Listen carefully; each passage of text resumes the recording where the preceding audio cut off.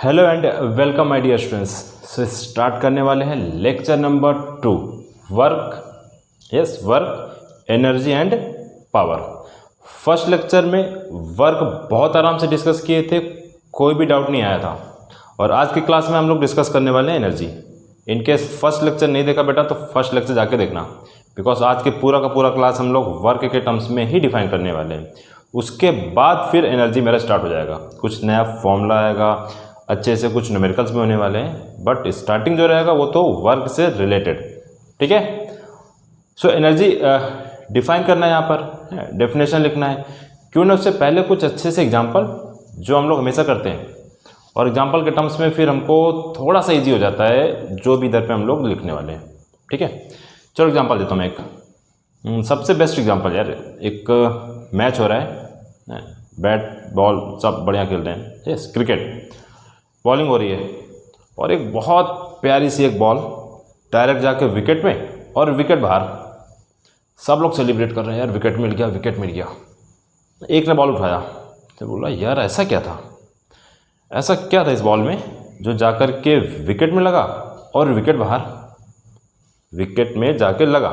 It means कुछ ना कुछ इसने फोर्स अप्लाई किया and because of that force wicket बाहर गया। इट मीन्स डिस्प्लेसमेंट भी हुआ, फोर्स भी है और डिस्प्लेसमेंट भी है। सो बॉल तुमने वर्क किया है, वो सेलिब्रेट नहीं कर रहा था, उसने देखा बॉल को उठा करके कि बॉल तुमने फोर्स अप्लाई किया जा करके और उसके बाद डिस्प्लेसमेंट हो गया। इट मीन्स तुमने कुछ वर्क किया। उसने बोला हाँ किया। क्यों ऐसा? क्योंकि मेरे पास है, जो बॉल ने बोला क्योंकि मेरे पास एनर्जी था। सो वो बोला अगर एनर्जी है इट मीन्स तुम वर्क डन करोगे। यस, इन केस एनर्जी किसी भी ऑब्जेक्ट में है देन वो वर्क करने वाला है, या फिर अगर उसने वर्क किया है इट मीन्स एनर्जी है। थोड़ा सा तो आइडिया लग गया, थोड़ा सा आइडिया लग गया है कि वर्क के टर्म्स में एनर्जी को कुछ ना कुछ एक रिलेशन आने वाला है। एक और एग्जांपल ले लेते हैं, एक और बढ़िया से एग्जांपल। सेकेंड एग्जांपल है, एक हैमर लिया और एक नेल ले लिया, दीवार पर लगाना था ऐसे जाके। हैमर को रेस्ट किया और बहुत खतरनाक है फोर्स लगाया और डायरेक्ट जो नेल अंदर। फिर मैंने हैमर को बोला यार ये क्या किया तुमने? वो बोला मैंने फोर्स अप्लाई किया and because of that force displacement भी हो गया।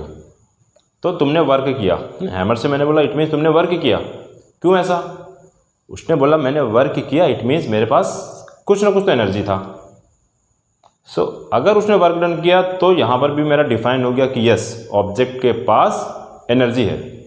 अभी मैं यहाँ पर स्टेटमेंट लिखने वाला हूँ और क्लियर हो जाएगा कि जो भी मैंने यहाँ पर बोला, एग्जांपल्स जो दिए, यस वो डेफिनेशन के स्पिरिट में correct. Energy, energy of an object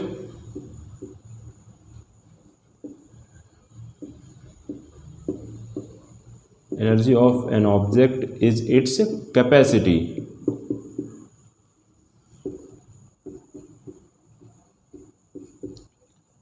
of doing work. ठीक है, एनर्जी किसी भी ऑब्जेक्ट का is it capacity of doing work. इनके फास्ट बॉलर होता, जो क्रिकेट का मैच है उसका बात किया, फास्ट बॉलर होता तो विकेट और पीछे जाता। स्पिनर था, विकेट भी गिरा लेकिन उतना दूर नहीं गिरा। इट मीन्स अगर एनर्जी ज़्यादा है बेटा तो ज़्यादा वर्क होने वाला है, एनर्जी कम है तो वर्क भी कम होने वाला है। ठीक है, ये तो क्लियर हो गया that energy of an object is its capacity of doing work. ठीक है, अभी वर्क के रिस्पेक्ट में डिफाइन किया है। So can we say that this energy is a scalar quantity?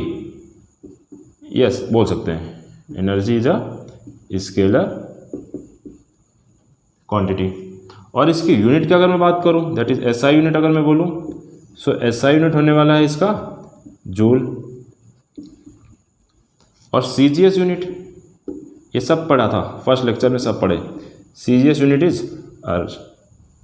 और ये दोनों के बीच में अगर मुझे रिलेशन चाहिए सीजीएस एंड एसआई यूनिट के बीच में, so the relation is 1 joule equal to 10⁻⁷ erg. Important है, कई बार क्वेश्चन पूछता है इसमें से। ठीक है, ये तो क्लियर हो गया हमारा। स्टेटमेंट भी पढ़ लिया हम लोगों ने, स्केलर क्वांटिटी वो भी स्टडी किया, दोनों का यूनिट भी आ गया और ये रिलेशन भी आ गया। ठीक है, अब मैं थोड़ा सा एक डिफरेंट फॉर्म्स ऑफ जो एनर्जी रहता है वो स्टडी कर लेते हैं और फिर अपना काइनेटिक एनर्जी स्टडी करते हैं हम लोग। फर्स्ट आज की क्लास में सिर्फ और सिर्फ काइनेटिक एनर्जी बात करेंगे और पोटेंशियल एनर्जी नेक्स्ट क्लास में। सो फर्स्ट अगर मैं बात करूँ इलेक्ट्रिकल यूनिट ऑफ एनर्जी, खुद अपने आप में एक चैप्टर है इसमें यार, करंट इलेक्ट्रिसिटी अच्छे से आता है उधर पूरा ये। अभी सिर्फ और सिर्फ उसकी यूनिट क्या रहने वाली है और जूल में क्या कन्वर्ट करने पे आता है, इलेक्ट्रिकल यूनिट ऑफ एनर्जी। बेटा ये रहने वाला हमारा वॉट आर और किलोवाट आर। सो वॉट आर की अगर मैं बात करूँ है वॉट, बेटा this watt is the unit of power.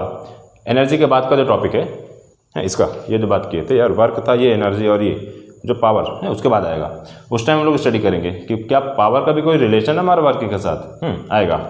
But are का अगर मैं बात करूँ बेटा, पर यार ये तो हमारा सेकंड में रहता था। सो इट मीन्स अगर मैं 1 आवर का बात करूँ so it is 3600। So 1 watt hour equal to 3600 joule. ठीक है, और इसका अगर मैं बात करूँ 1 किलो वॉट आर, ये भी पूछता है एग्जाम में, पूछता है रिलेशन। सो किलो मीन्स 1000 और आर का भी मैंने देखा इट इज़ 3600। सो ये आने वाला अपने पास 3.6 इंटू है, इधर पे point 1 2 3 and this 4 5 6, it is 10 power 6 joule. ठीक है, इसको याद रखना, ये इंपॉर्टेंट है। एक तो ये हो गया। ठीक है, नेक्स्ट एक और जो हमारे पास आने वाला है हीट। ठीक है, इसको यहाँ पर हम लोग बोलने वाले हैं थर्मल यूनिट ऑफ एनर्जी। ये भी अपना है पूरा अच्छे से आएगा हीट चैप्टर में। बट इधर अगर हम लोग बात करें सो हीट को usually we are measuring in calorie, और इन केस मैं ये बोलूँ कि 1 कैलोरी कितना जूल होता है, सो इट इज़ 4.186 जूल, और अप्रोक्स वैल्यू इधर लेने वाले हम लोग 4.2 जूल। ठीक है, डिफरेंट फॉर्म्स ऑफ एनर्जी जो रहेगा यार उसका यूनिट क्या रहेगा, और एसआई यूनिट जो रहता है, कोई भी एनर्जी रहेगा जो उसका एसआई यूनिट है उसके साथ उसका रिलेशन हम लोग फाइंड कर रहे हैं यहाँ पर।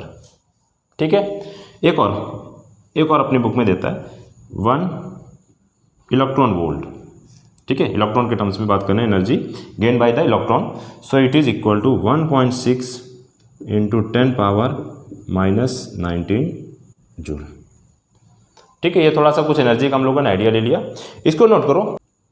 Okay, so students this kinetic energy, थोड़ा सा एग्जांपल का बात करें, इजी हो जाएगा और फिर इसका स्टेटमेंट आएगा।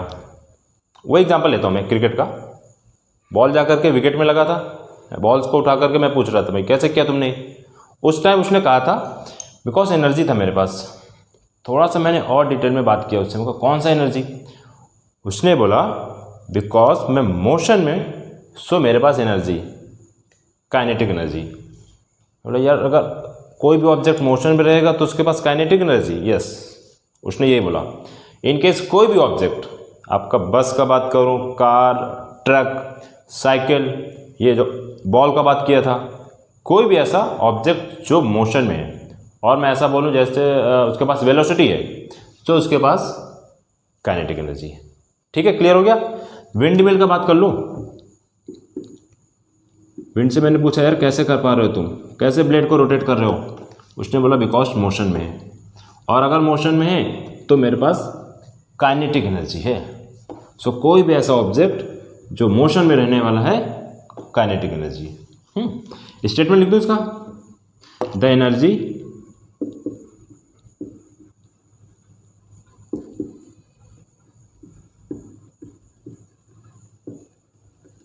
by an object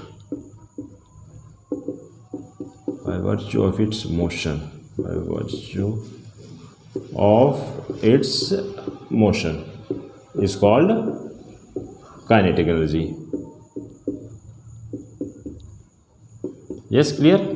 किसकी वजह से होगा, ड्यू टू इट्स मोशन। अगर रेस्ट पर है तो एनर्जी नहीं है, कौन सी, बेटा काइनेटिक एनर्जी नहीं है, ये नहीं बोलना दैट ऑब्जेक्ट रेस्ट पर है तो एनर्जी नहीं है, अभी मैं इस स्टेटमेंट को रॉन्ग करूँगा, ठीक है। इन केस ऑब्जेक्ट मेरा रेस्ट पर है सो इट मीन्स उसका काइनेटिक एनर्जी वो 0, ठीक है। और मोशन में है सो काइनेटिक एनर्जी भरा हुआ है, और ज़्यादा मोशन में अच्छी खासा खूब भयंकर मोशन में है अच्छी खासी काइनेटिक एनर्जी, ठीक है। Clear? The energy process by an object by virtue of its motion. अच्छा, ये तो क्लियर हो गया। अब अगर मैं इसका फॉर्मूले का बात करूँ so it is half mv², ठीक है। अब इसको डेराइव भी करेंगे, अभी इसको मालूम करेंगे कि फॉर्मूला आया किधर से। क्या इस फॉर्मूले के थ्रू मैं ये बोल सकता हूँ that kinetic energy is directly proportional to mass? हाँ, फॉर्मूले में तो दिख रहा है।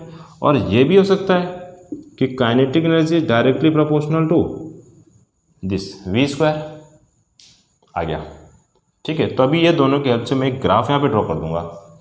काइनेटिक एनर्जी मास पे डिपेंड कर रहा है सो इसका जो ग्राफ रहने वाला है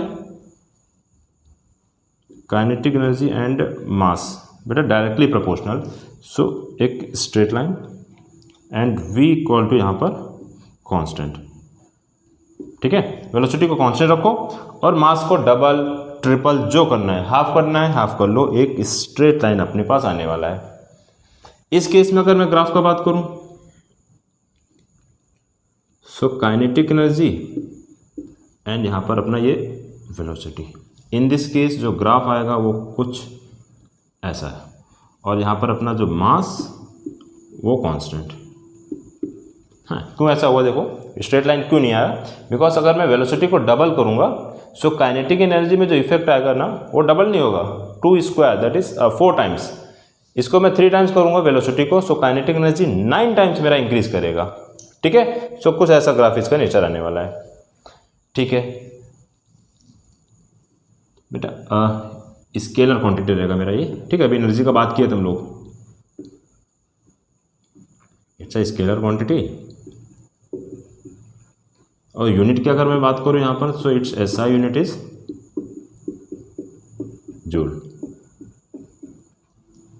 ठीक है। इसको नोट करो। फिर ये चेक करते हैं ये जो फॉर्मूला इधर मैंने डायरेक्ट लिखा ना ये वर्क डन के थ्रू कैसे आ रहा है। अभी तक तो यही बात किया जा रहा था, वर्क अगर आ गया तो काइनेटिक एनर्जी समझ में आएगा। अब ये देखिए वर्क के लिए हमारा जो फॉर्मूला था वो था हमारा फोर्स इंटू डिस्प्लेसमेंट, और इधर पे जो फॉर्मूला आ रहा है वो आ रहा है हाफ mv²। सो ये कैसे दोनों का? Okay, so students expression for kinetic energy,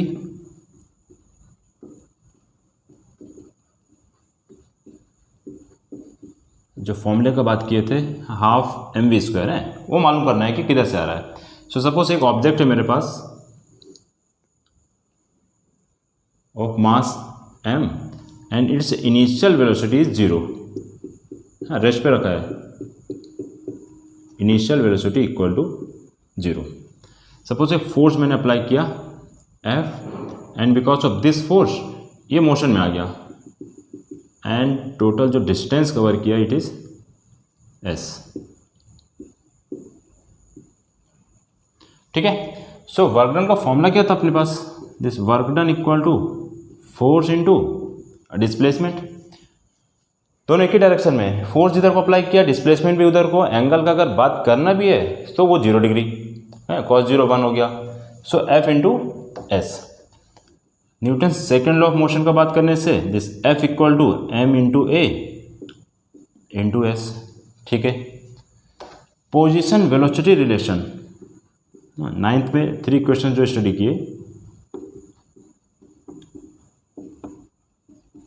position velocity relation में जो 3rd इक्वेशन था that is v² minus u² equal to 2as। Okay, so बच्चों इनिशियल वेलोसिटी तो इसका 0 है, यहाँ पे 0 रखा मैंने, है ये तो खत्म हो गया पूरा। सो v² इक्वल टू 2as, ए कितना आएगा इधर से, this a is equal to v² upon 2s। इस a को मैं यहाँ पर यूज़ करने वाला हूँ। So work done equal to m into this a value is v² upon 2s into s। बच्चों this S and S is cancel, क्या बचने वाला अभी अपने पास M we square upon 2, M we square upon 2, और इसको ऐसे लिखते जो half M we square. Clear हो गया यार कि जो फोर्स इंटू डिस्प्लेसमेंट जो मेरा वर्क डन का फॉर्मूला था उसी के थ्रू मैंने जो एक नया फॉर्मूला निकाला अपना half M we square, and because object motion में है सो दिस वर्क डन को ही मैंने नेम दिया यहाँ पर kinetic energy.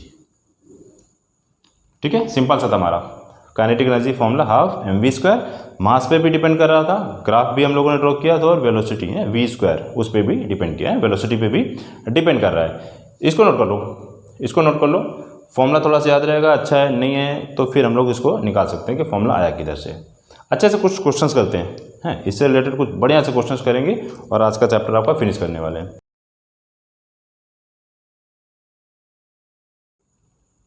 Okay so students this first question read क्या होगा अच्छे से। Mass is given 0.15 kg and velocity is 40 meter per second.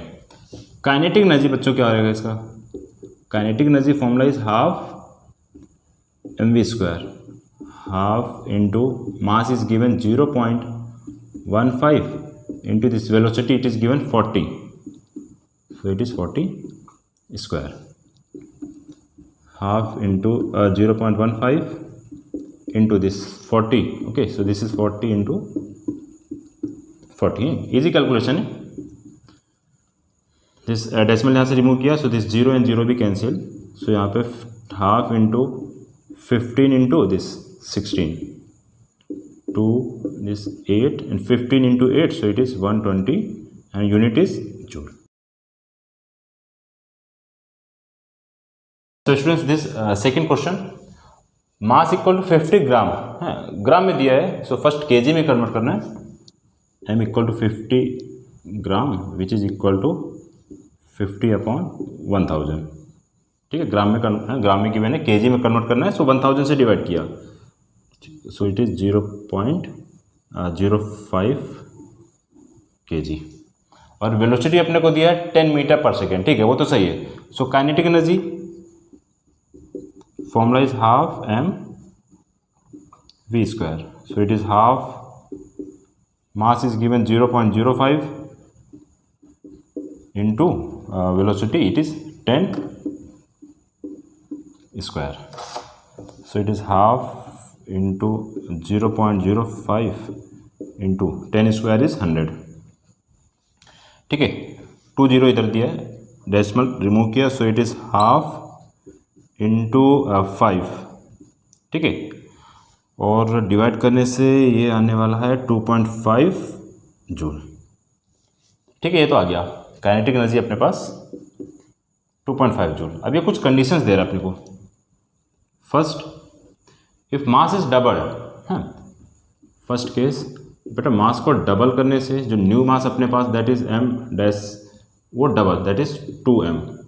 सो अभी काइनेटिक एनर्जी जो आने वाला है, काइनेटिक एनर्जी जो न्यू रहने वाला है, इट इज़ हाफ न्यू मास जो रहेगा दैट इज़ 2m, और वेलोसिटी अभी भी वैसा है।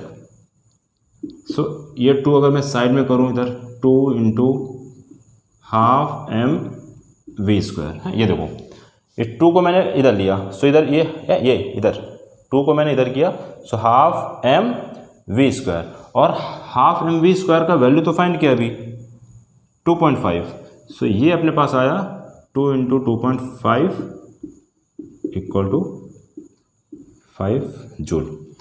और स्टडी भी किया था हम लोगों ने कि मास डबल हो जाएगा तो काइनेटिक एनर्जी भी डबल, डायरेक्टली प्रोपोर्शनल था। तो 2.5 था, मैं डायरेक्ट बोल सकता था मास डबल, तो भाई ये भी डबल होगा 5, नहीं है तो फॉर्मूले के थ्रू किया। सेकेंड, वेलोसिटी के टर्म्स में, velocity double, new velocity that is v dash equal to 2v। अभी न्यू काइनेटिक एनर्जी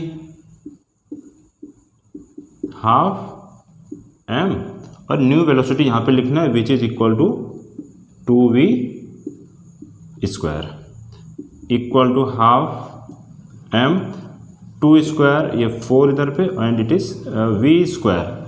फिर से कुछ कॉमन ले सकते हैं इसमें से, ये 4 को बाहर करो, 4 into half M we square, okay, half M we square. और इसकी वैल्यू फिर से मालूम है अपने को ना, 2.5 इक्वल टू किया था 4 इंटू 2.5 और ये इक्वल टू हो गया 10 जूल। फॉर्मूले के थ्रू करना था तो ठीक, अपने पास ऐसे भी था, इफ वेलोसिटी इज डबल, जो स्टार्टिंग किया था यहाँ पे काइनेटिक एनर्जी जो स्टडी किया था, if velocity is double V square था, सो इट मीन्स जो न्यू काइनेटिक एनर्जी है वो 4 टाइम्स है, velocity double, velocity 2 times, kinetic energy 4 times. So बेटा डायरेक्ट इसको अगर मैं 4 से मल्टीप्लाई कर देता ना तो भी आंसर आ जाना था, नहीं है तो फॉर्मूले के थ्रू कर दिया, इतना हो गया। अब थर्ड पार्ट का अगर मैं बात करूं, both mass and velocity double, इसका चेक करते हैं क्या आएगा।